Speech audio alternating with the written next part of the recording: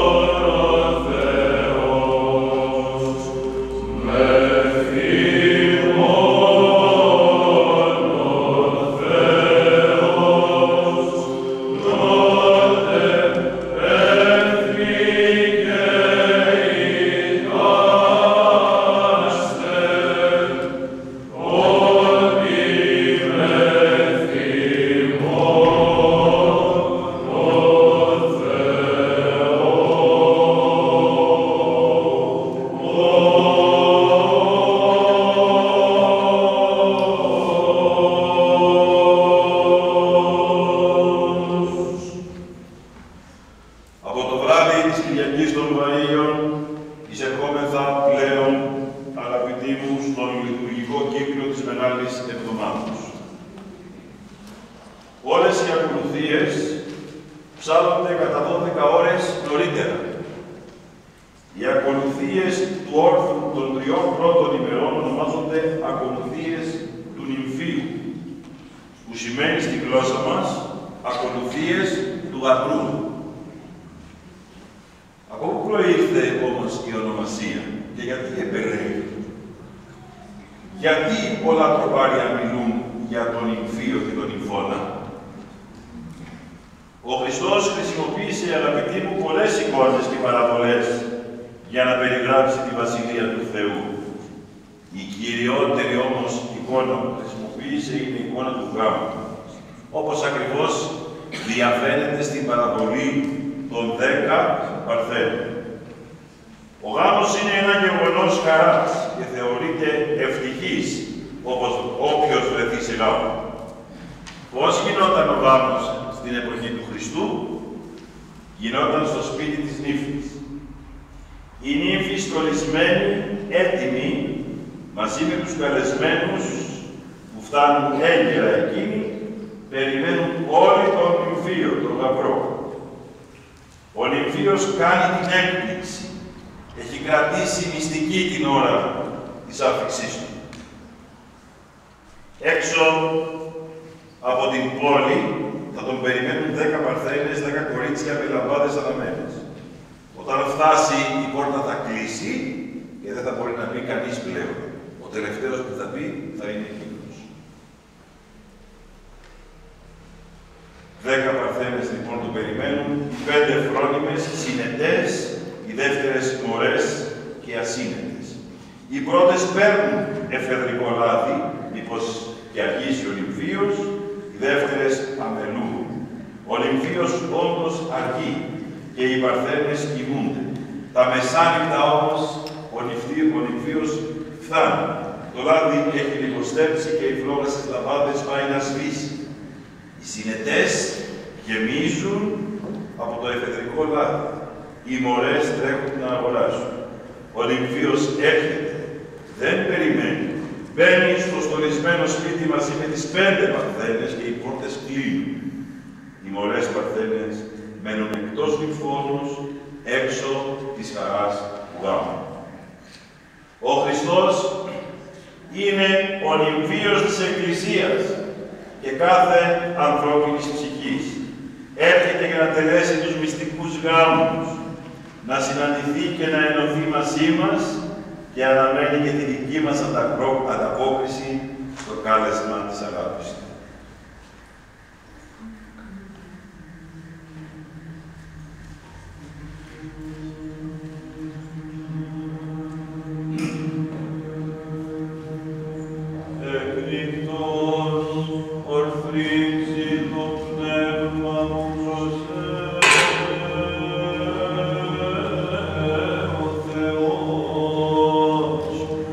Διότι πώς θα προσταγμα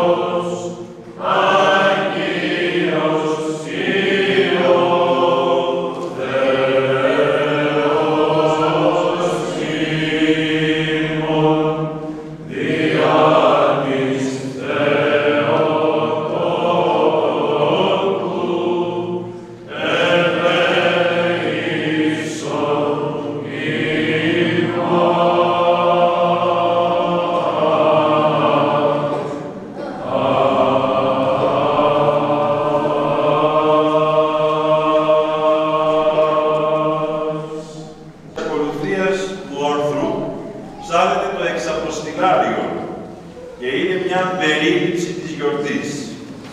Στα μοναστήρια ο Όρθρος αρχίζει νωρίς τη νύχτα και το εξαποστηλάριο ψάλλεται ακριβώς όταν αρχίζει να αφνοφέγει. Τα εξαποστηλάρια των καθημερινών της Μεγάλης Σαρακοστής έχουν μόνιμο αίτημα προς τον Θεό το Κύριε εξαπόστηλον το φως σου. Συνδυάζεται δηλαδή με την ανατολή του ηλίου, γι' αυτό και ψάλλεται όταν αχνοφέγει. Όπως ο Θεός καθημερινά ανατέλει τον ήλιο, έτσι και το αίτημα του εξαποστηλαρίου είναι να εξαποστείλει το φως, το άκτιστο φως και να φωτίσει τις ψυχές μας. Από αυτό λοιπόν το εξαπόστηλο Κύριε το φως σου, τα τροπάρια αυτά ονομάστηκαν εξαποστηλάρια. Το εξαποστηλάριο των 4 πρώτων ημερών της Μεγάλης Εβδομάδος είναι το γνωστό και λαοφιλέστατο των ημφώνα σου του Λέου και ψάλλεται σε ήχο τρίτο.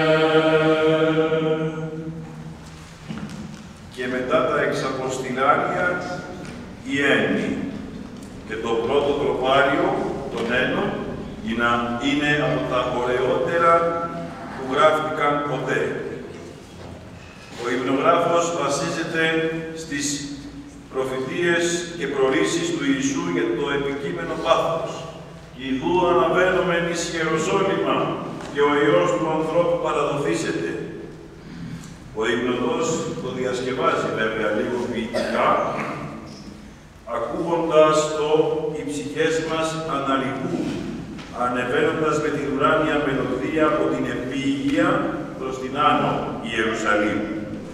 Θαυμάσιος αυτός ύμνος μας καλεί σε μια συμπόρευση και συσταύρωση μαζί του. Να σταυρώσουμε, να καθυλώσουμε, να νεκρώσουμε τα πάθη και τις αμαρτίες που μας αποκόπτουν από την αγάπη του Χριστού. Αυτή η συσταύρωση θα μας οδηγήσει στην Ανάσταση και στην αιώνια ζωή κοντά του. Βαδίζοντας ο Κύριος προς το εκούσιον πάθος, έλεγε στους Αποστόλους καθοδόν: «Να, τώρα ανεβαίνουμε στα Ιεροσόλυμα και ο Υιός του ανθρώπου θα παραδοθεί στον θάνατο, καθώς είναι γραμμένο από τους προφήτες. Ελάτε κι εμείς με διάνοια καθαρή να πορευτούμε μαζί και να συσταυρωθούμε, να νεκρωθούμε από του βίου τις ειδονές, αιώνια να ζήσουμε μαζί του και να ακούσουμε τα λόγια του να λένε: δεν αναβαίνω πια στην επίγειο Ιερουσαλήμ να θυσιαστώ, αλλά αναβαίνω στον Πατέρα μου και δικό σας Πατέρα, τον Θεό μου και Θεό δικό σας.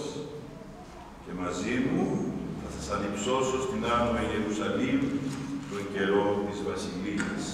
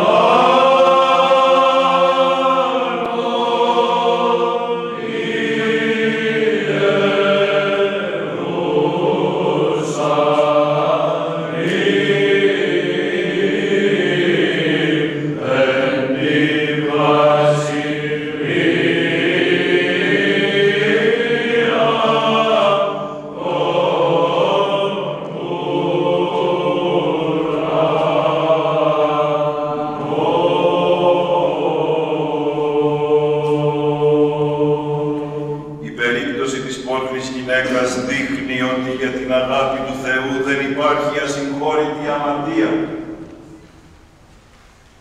παρά μόνο η αμετανοησία.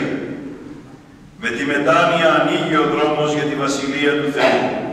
Γράφει πολύ ωραία ο Όσιος Ιωάννης της Κλίμακος. Όσοι είμαστε εμπαθείς, ας παρακαλέσουμε για τούτο με επιμονή τον Κύριο, διότι όλοι οι απαθείς από την εμπάθεια προχώρησαν και έφτασαν στην απάθεια. Και σε άλλο σημείο, αναφερόμενο στην πόρνη γυναίκα, γράφει τα εξής καταπληκτικά.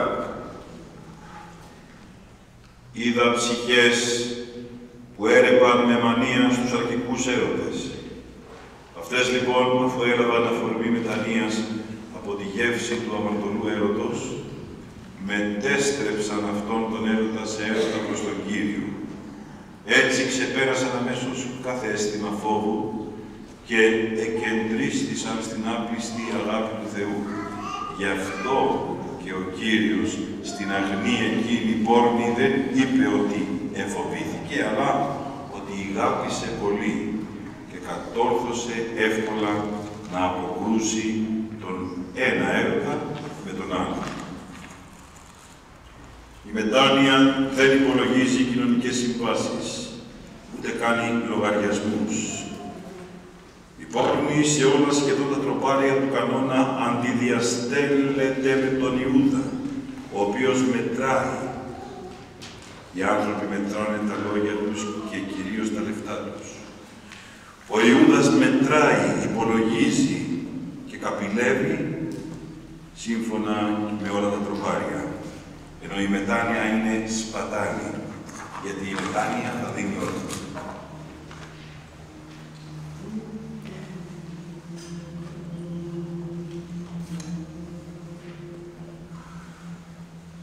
Oh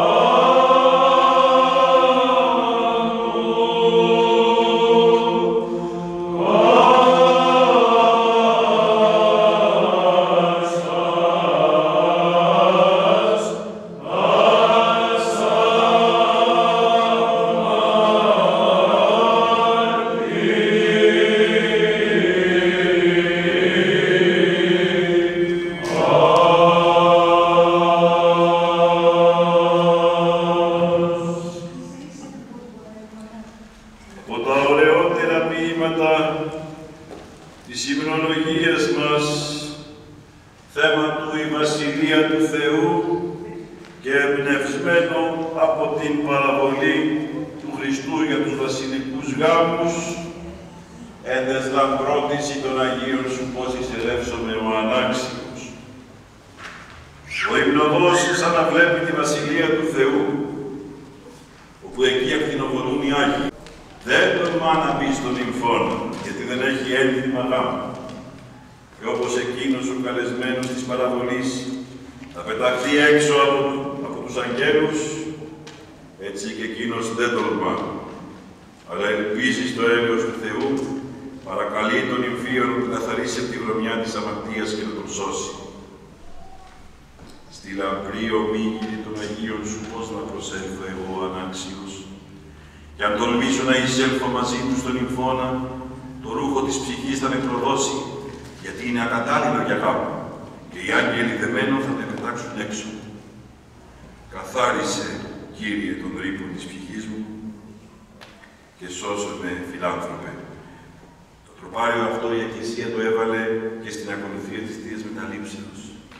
Έτσι ο χριστιανός που πρόκειται να κοινωνήσει προετοιμάζεται, νιώθει την αναξιότητά του και ζητάει το έλεος του Θεού για να κοινωνήσει το σώμα και το αίμα του Χριστού.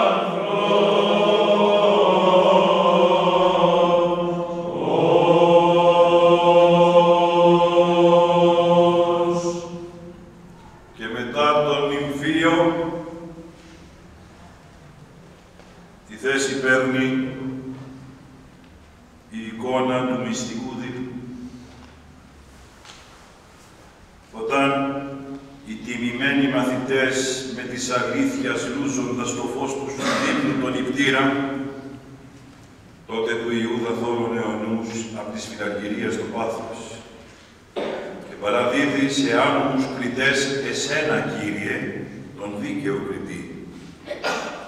Βλέπε λοιπόν εσύ, ψυχή μου, των χρημάτων τον εραστή, πως το μοναδικό του κέρδος ήταν η αγχώνη και απόφυγε την άπλιστη ψυχή που τόλμησε μια τέτοια πράξη στο διδάσκαλο.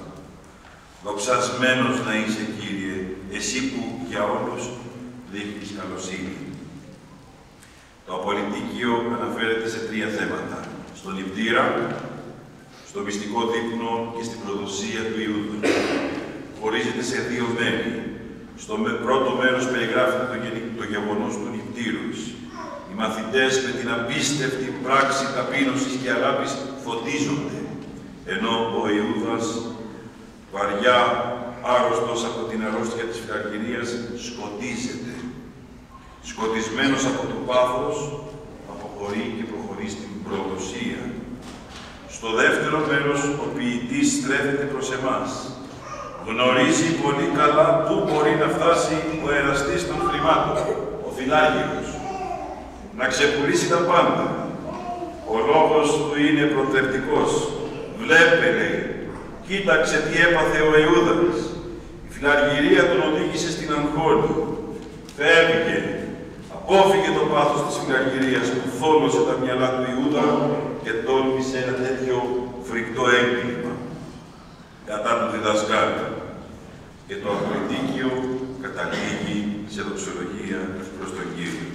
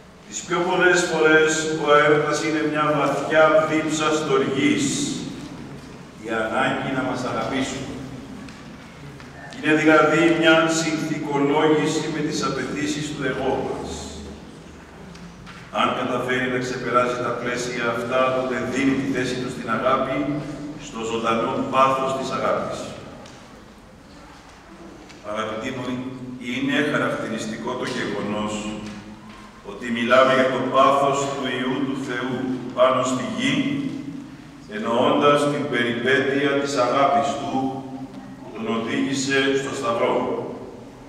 Η θυσία του Ιησού δεν πήρε το όνομα της προσφοράς ή της ευεργεσίας. Πήρε το όνομα του πάθους. Ο Ιησούς δεν ήρθε στη γη για να μας κάνει ελεημοσύνη, να κάνει μια καλή πράξη που του υπαγόρευε η φιλανθρωπία του. Η θυσία του είναι η έκφραση ενός υπερτάτου πάθους αγάπης. Ενός πάθους για τους ανθρώπους. Τη φλόγα αυτού του πάθους μετέλαβαν και όσοι τον ακολούθησαν στη μεγάλη σταυρική πορεία της προσφοράς του εαυτού τους στους συνανθρώπους τους. Το δοξαστικό των ένων της Μεγάλης Πέμπτης είναι από τα τροπάρια που ιδιαίτερα συγκινούν τους πιστούς. Πολλοί επιχείρησαν να το μελοποιήσουν και πολλοί ιεροψάρτες να το αποδώσουν. Πράγματι έχουμε έξοχες μελοποιήσεις και αποδόσεις, αν και σε πολλές περιπτώσεις φτάνουν και στις ακρότητες της υπερβολής. Στον τροπάριο μιλάει ο Χριστός και περιγράφει τις ταπεινώσεις και εξευτελισμούς που υπέστη. Έκδυση, έλδυση με περιπεκτική κόκκινη χλαμίδα, ακάρθινο στεφάνι και καλάμι στο χέρι, μια παροδία βασιλικής στολής. Το τροπάρι στο τέλος εμφανίζει τον Χριστό ως νικητή, έχοντας τον τελευταίο λόγο, μεταφέροντας την εικόνα της αποκάλυψης και επιμανεί αυτούς εν ράβδο σίδηρα, ως τα σκεύη τα κεραμικά συντριβήσεται.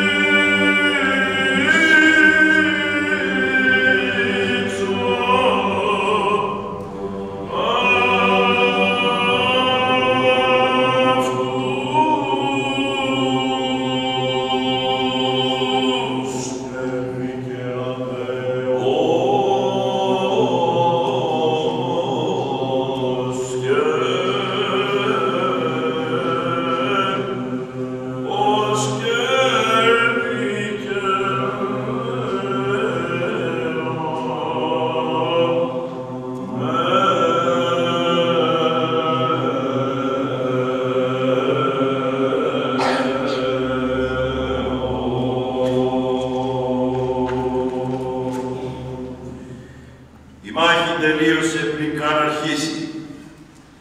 Ο Θεάνθρωπος, ως ακαταμάχητος, συντρίβει τις πύλες και τα δεσμά. Ο θάνατος πατείται θανάτου. Ο Αδάμ ελευθερώνεται και μαζί του όλο του ανθρώπινου γένους. Πώς να κλείσεις σε έναν τάφο τον αχώρητο. Πώς να κλείσεις τη ζωή σε ένα περιορισμένο χώρο όπως ο τάφος. Ο ζών νεκρός άδειασε τα βασίλεια του άδου και πλέον νεκρός ουδήσε τη μνήμα τους.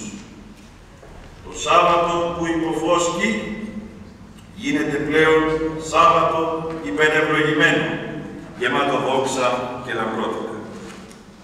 Τα απόστιχα ολοκληρώνονται με το δοξαστικό του κορυφαίου μυρολόι της ιστορίας, που πάντα το ακούω, παλαιόθεν και έως τώρα έντακρης. Είναι πράγματι ένας αριστουργηματικός σύμβολος. Περιγράφει την τολμηρή πράξη των δύο κρυφών μαθητών. Ο ιερός υπνογράφος, όταν έγραφε το τροπάριο, φαίνεται ότι βρισκόταν ως παρόν στο γεγονός της ταφής. Ζούσε την ψυχική κατάσταση και τα συναισθήματα των μαθητών. Αυτό που σήμερα θα λέγαμε ενσυναίσθηση. Γι' αυτό και εμπνεύστηκε αυτό το καταπληκτικό ποίημα και έβαλε στο στόμα του Ιωσήφ αυτά τα λόγια του δοξολογικού ύμνου. Η κτήση όλη έχει αναστατωθεί. Ο ήλιος κρύβει τις ακτίνες του. Η γη εκειμένετο. Μια θαυμάσια εικόνα που δείχνει τη γη καθώς σύεται από το σεισμό να μοιάζει με θάλασσα ταραγμένη. Το παραπέτασμα του ναού σχίζεται. Δεν αισθάνονται ικανοί να κυδεύσουν τον Κύριο και Θεό τους. Ο ύμνος καταλήγει σε δοξολογία των παθών της ταφής και της Αναστάσεως. Το δοξαστικό ψάλεται στον ωραιότατο και γλυκύτατο πλάγιο πρώτου ήχου.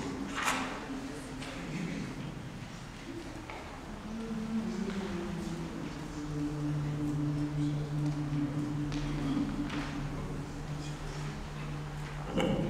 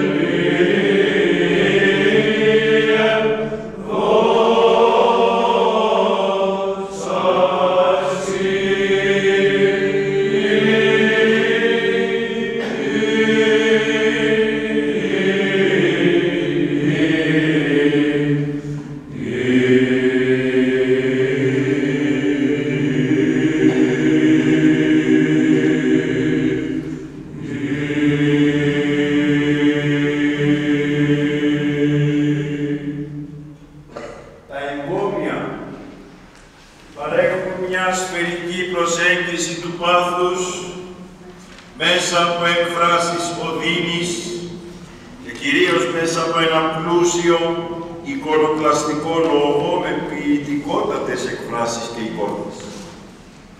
Όλες αυτές οι εικόνες, οι παρομοιώσεις, οι τολμηρές μεταφορές που συχνά ανακαλούν δημώδεις δοξασίες και λαϊκές παρατηρήσεις, προσδίδουν στα εγκόμια την υφή του μυρολογιού που επιτρέπει να εκδηλώνεται ένα απροσποίητο συναίσθημα βαθιάς οδύνης.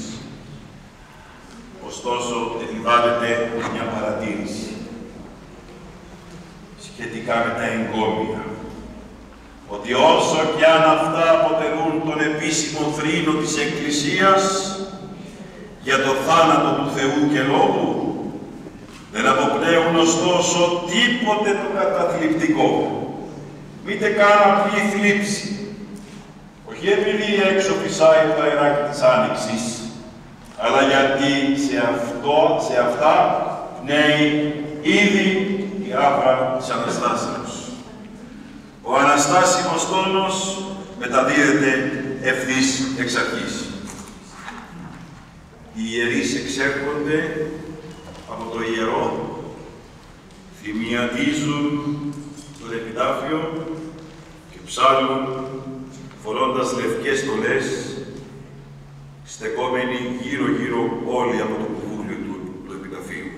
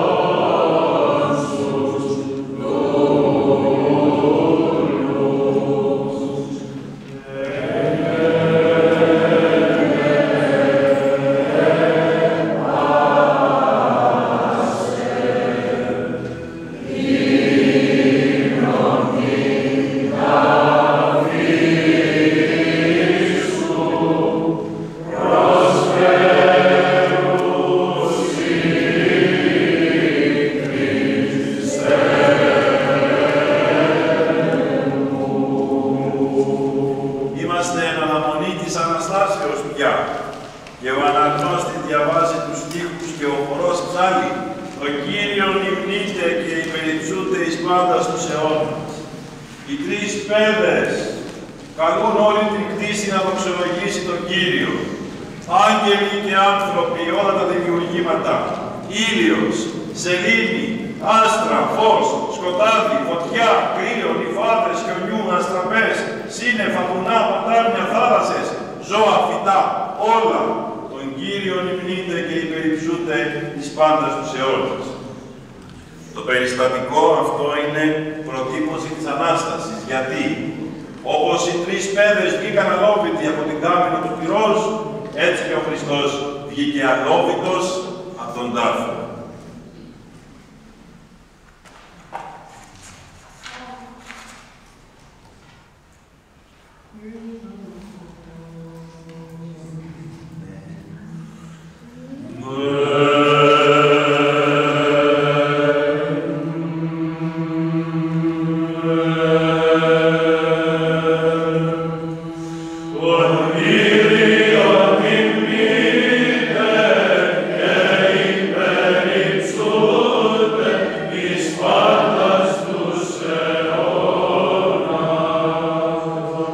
Πάντα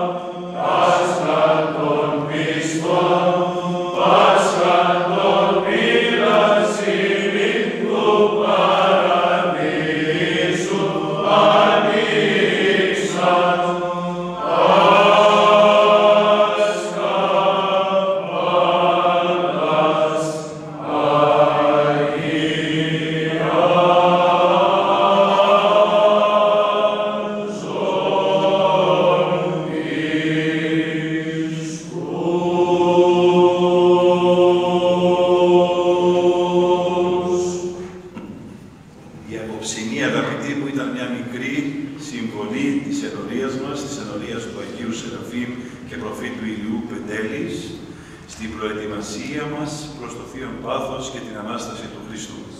Ευχαριστώ θερμά τόσο την παιδική χοροδία του ναού μας, όσο και τον εκλεκτό χορό, τον γυναικείο χορό, επίσης της χοροδίας του ναού μας, και βεβαίως τον βυζαντινό χορό των ψαλτών που ήλθαν και πλαισίωσαν όλη την απόψινή βραδιά.